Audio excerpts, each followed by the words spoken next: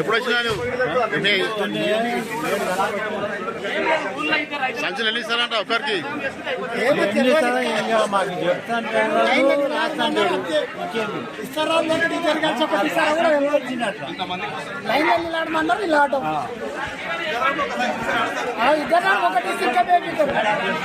ఎందుకు ఎవడు కొట్లాడాడు రేపు రాకుండా రాదు ఇద్దరు ఒకటి ఇస్తున్నారు రేపు పోయితాడు కదా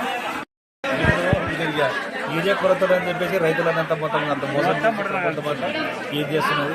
ఈ పొద్దుగాల నుంచి 9 గంటల నుంచి వచ్చి ఆల్రెడీ ఇప్పటి వరకు వెయిటింగ్ ఉన్నాము. ఏవో వచ్చిందని చెప్పి వచ్చిన తర్వాత టోకన్ ఇస్తాం జారీ చేస్తామని చెప్పేసి ఇప్పటి వరకు ఆ టోకన్ల సంగతి లేదు.